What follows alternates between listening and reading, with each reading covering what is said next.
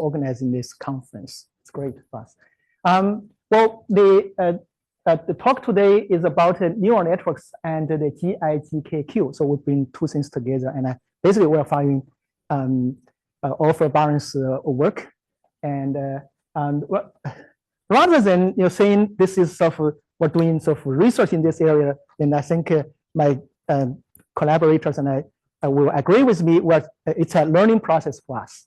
Learning process for us to get into this area. We think it's very interesting. So today I will first give you an introduction to why this is sort of an interesting topic or area for further research, and then talk about the generation of samples for training neural networks. This is the sort of the main part. We put things together, a few things, existing things together. Or if you can say that's contribution, then I think that is our contribution. But basically what we have done is to put a few existing things together to generate samples for training our neural networks. Then I will sort of briefly define our neural networks and then show you how the training process. And then finally, I will give you some examples. The numeric examples mainly to compare or to learn whether or not the neural networks we have trained are good enough or have the expected or desired precision. And you will see, well, a lot of times it's not, but sometimes it's good. Okay. So we will see that. And then I think that is for maybe future real research in this area to make this one a real tools for our GIGKQ.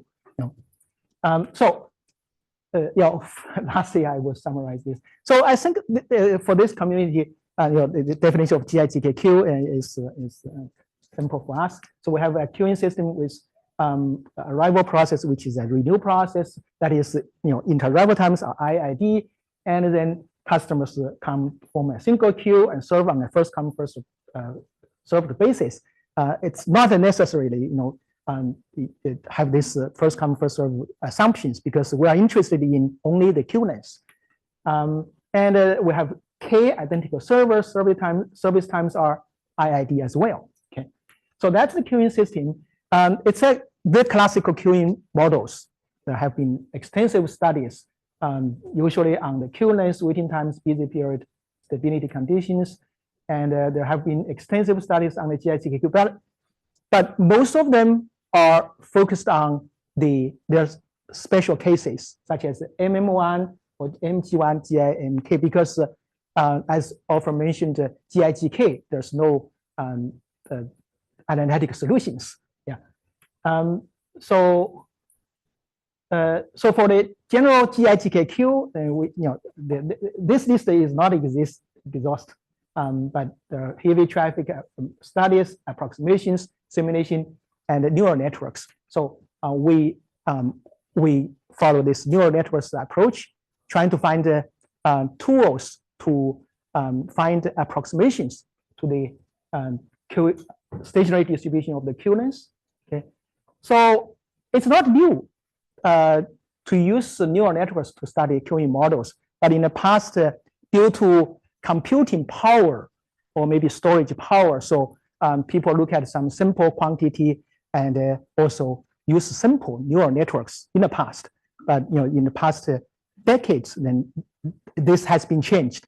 Today, there's plenty of computing power, and then Barron and his co-authors, they used this neural networks to study GIGKQ, GIG1Q. Find the stationary distribution, and also one of his colleagues also extended this work to GIGK or GIT or GIGTK, right? But they use simulation to generate samples, which we use the same thing as offer. We use PHK to generate samples, so that's the main difference. So we will actually, all our work follows the approach here. Okay, so in that piece of work, the interesting thing is they use PHPH1Q, which is at least numerically solvable to find the exact stationary distribution of Q-lengths, to generate samples in order to train the neural networks. So what we do is we extended that from GIT1 to GITK by using PHK Qs. When we claim PHK, maybe that is a little overstated. It's not really GITK. It's GIT2, GIT3, perhaps GIT4. It's mainly because of the computation time. Okay, is that or is that why you guys stopped at GIT1 with that approach? That's my understanding. Yeah. We basically got thrown on compute kind of a couple of times. Okay, so we use something called the count server for phase approach. This, if we use this one, maybe they will agree to use their system for PHPH2, PHPH3, perhaps PHPH4, right? We tried PHPH4, but we have not generated that many samples yet. So you will hear later, see examples where, where we have PHPH1, PHPH2, and 3. We also add this discrete PHPHK. Okay, so I think you guys look at continuous PHPH. Yeah, so that's sort of what we have done. Well, as you can see, we basically put a number of existing things together. So it's a learning process for us, and by the end of it, you will see we trained it, and we have numerical examples there. Then we will ask many questions. So we have more questions than what we have done in this research. Yeah. So why this is PHPH1 or PHPK works? It is a good approach to train neural networks to find approximations for the stationary distribution for GITKQ. Well, suppose this is the set of GITK.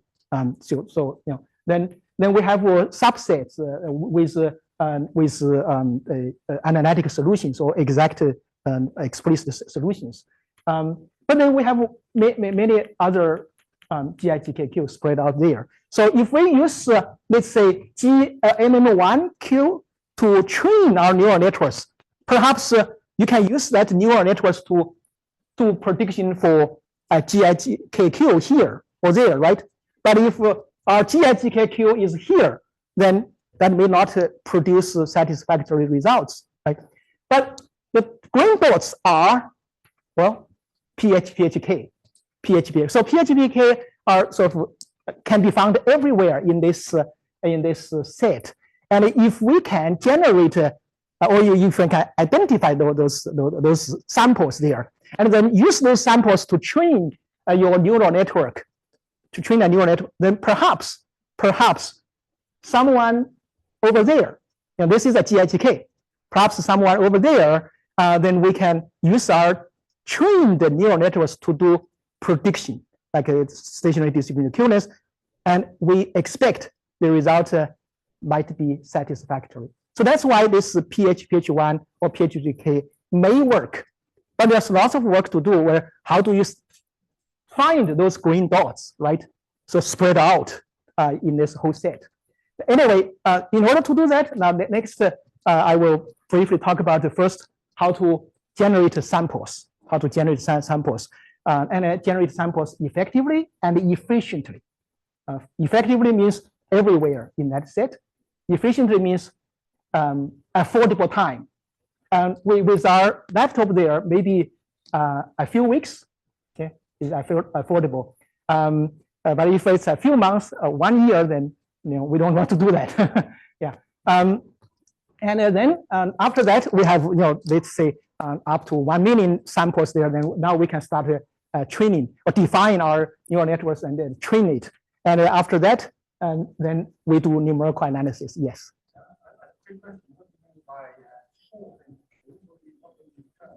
By solving Q, what you determine the weight distribution. Yeah. Oh, we like for the PHPHK, right? Yeah. Yeah. We find the stationary distribution of the Q-lengths. So we use matrix analytic methods. Yeah. Yeah. That has existing algorithms there. Yeah, to do that. So next, I will sort of follow this line there to introduce first generation of samples for modeling train. So this part has nothing to do with neural networks. So we have that PHPHKQ. To solve it, we need to introduce, well, classical approach is to introduce a quasi-burst and depth process.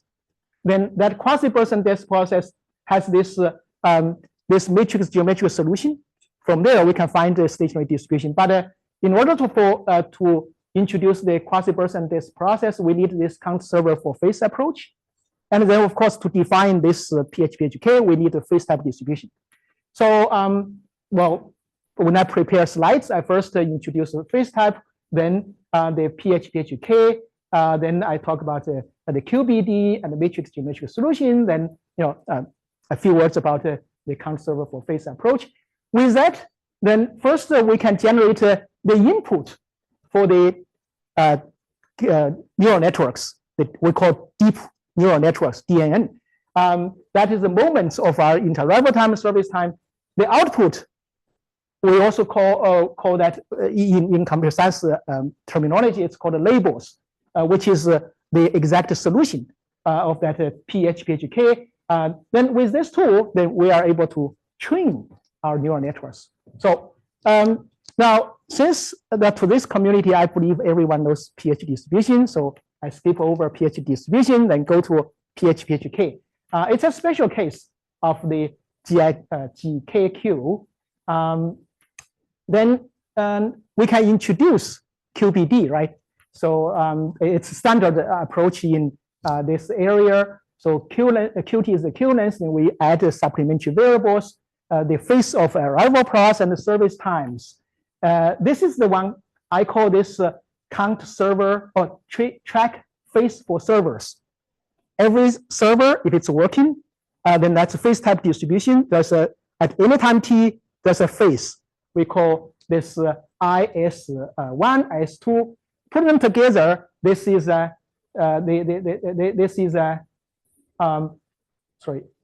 this is a continuous time Markov chain. It's a QBD. Now the other approach is instead of looking at the phase for every server, we count the number of servers for each phase.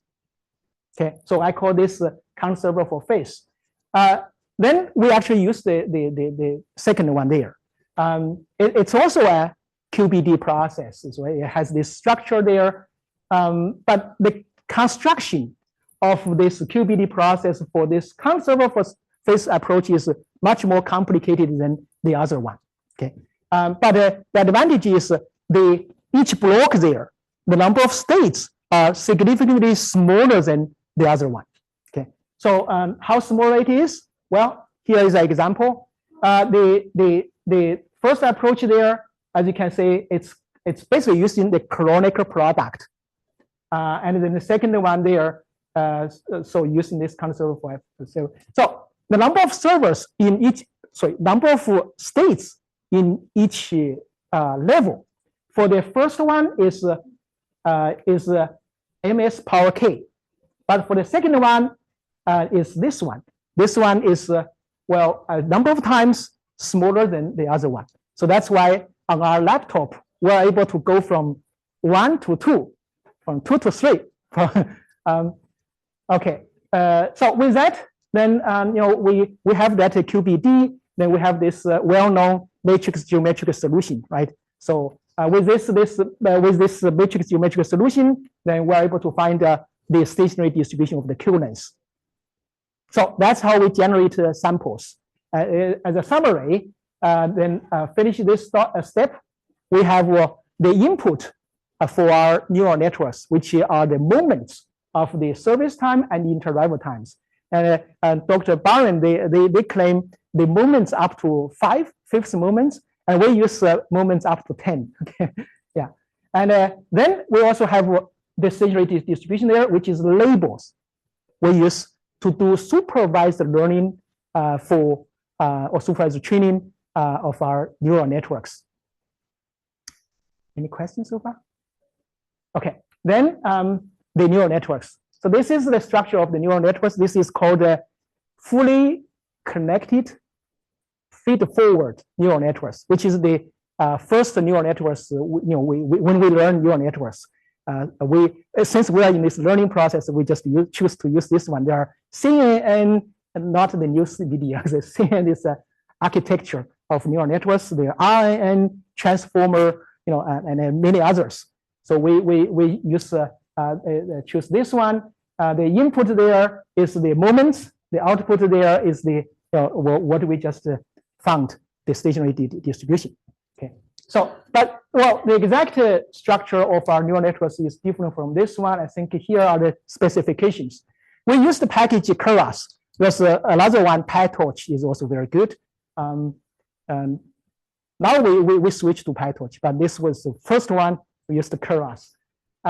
So a number of layers: 1, 2, 3, 4, 5, 6, 7, 8, 9. There are neurons in each layer. So that's the neural networks. Then the number of samples we generate around total, I think, close to 1 million total. That's for k equals 1, 2, and 3, and continuous PHK or discrete PHK. And then we use them to train. That's the model fit. Then we save the model. Once the model is saved, then later we can use it to do comparison. Now, the selection, as I mentioned earlier, you want to select samples all over there, right? But can anyone recall in Qi-Ming theory, like anyone studied the theory where this GIGK, if you choose GIGK in this way, then it's all over this set. I don't know. But we followed Alpha's approach. We look at the traffic intensity.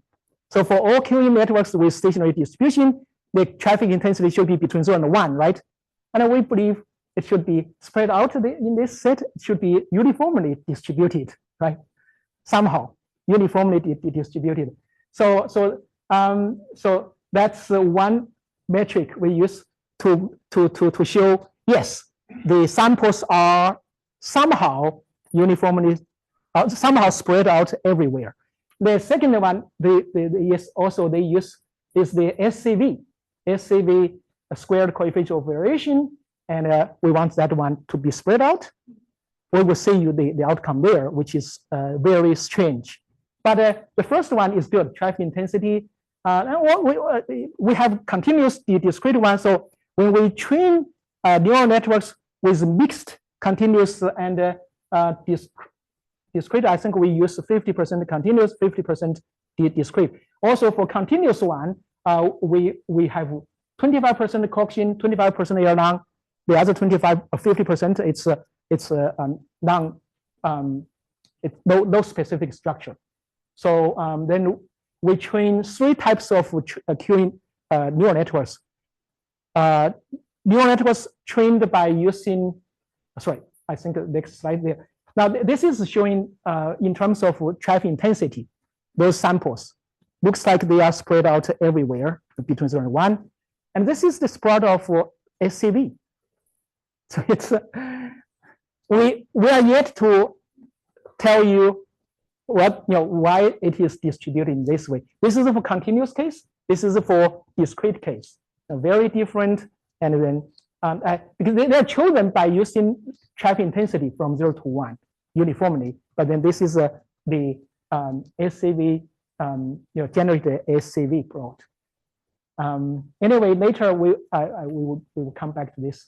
Now, we trained 9 neural networks based on using continuous PHK, discrete PHK, and a mixed one, and also for k equals 1, 2, 3. So that's total 9, and that's the number of samples we used.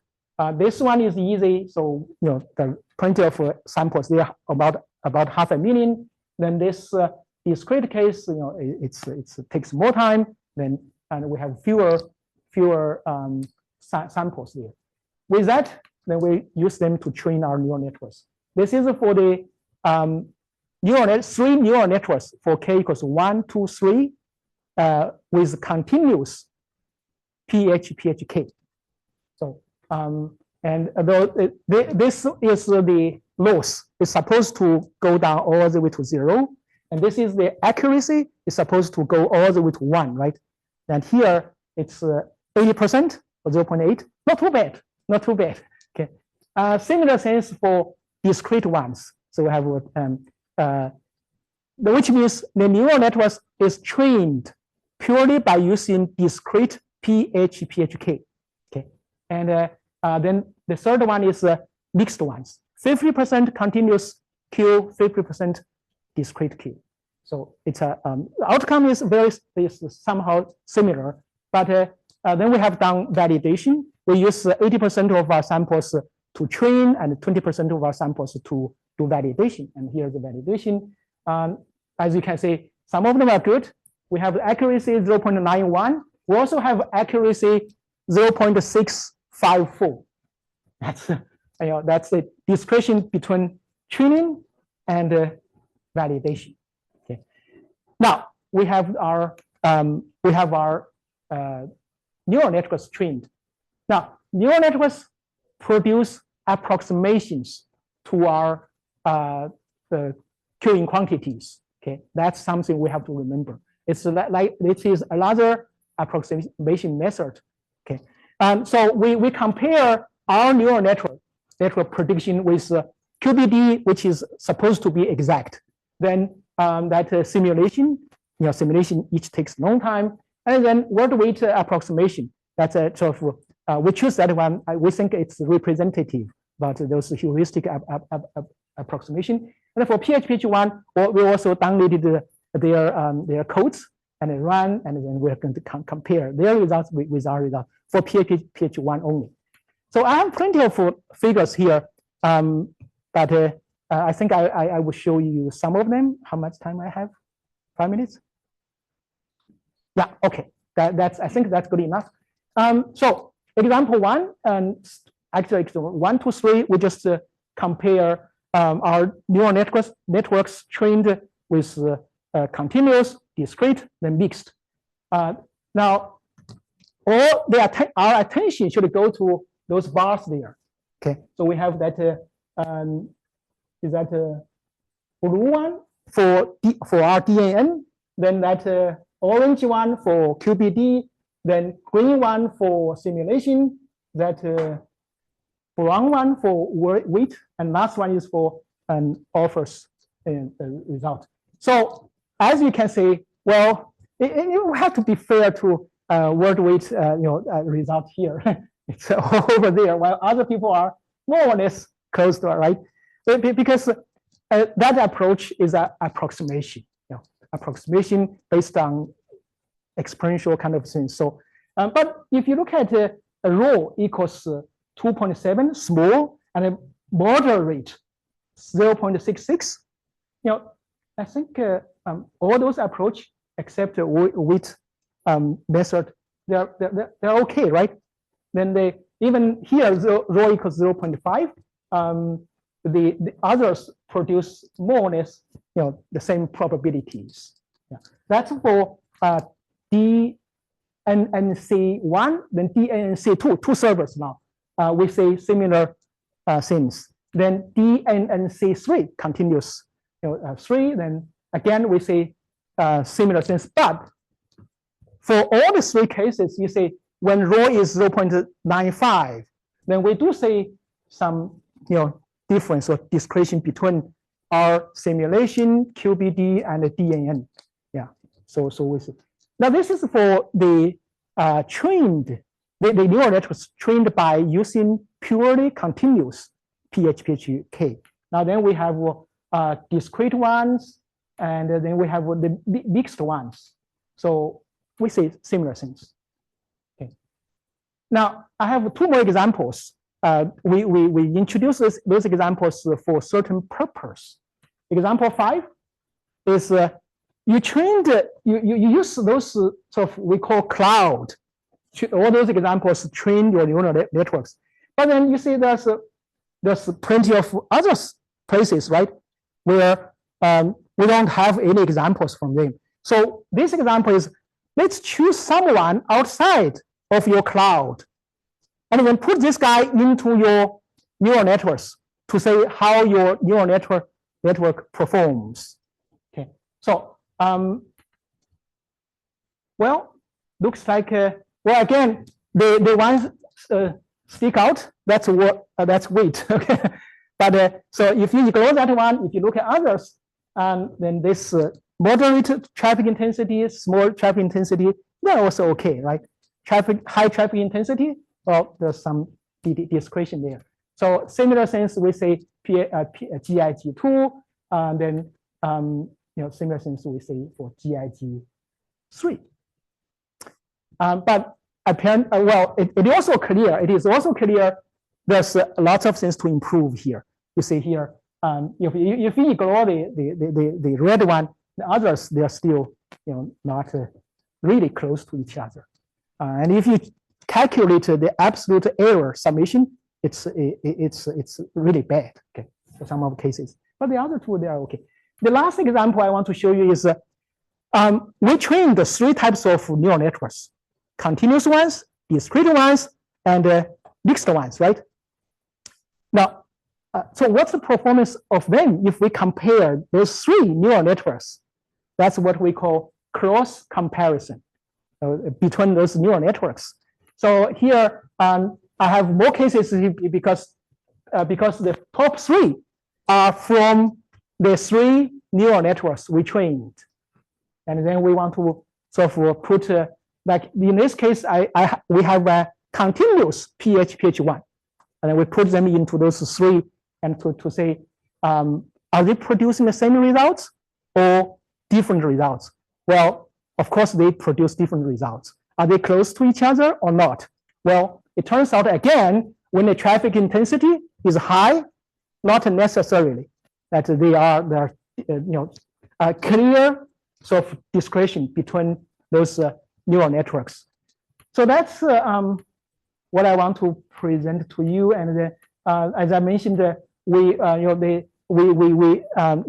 asked more questions to ourselves than the questions we have solved, including like how to improve the quality of our trained neural networks, and how many discrete ones, how many continuous ones, or we know some GIMK QR solvable, right? Or then can we bring those things into this sort of paradigm and including those cues in our training process to improve accuracy or not? Yeah. So that's all I want to present today. Thank you.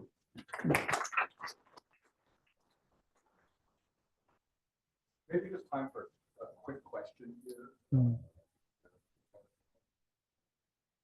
Yes. Qi-Ming, I don't know if you could just go back to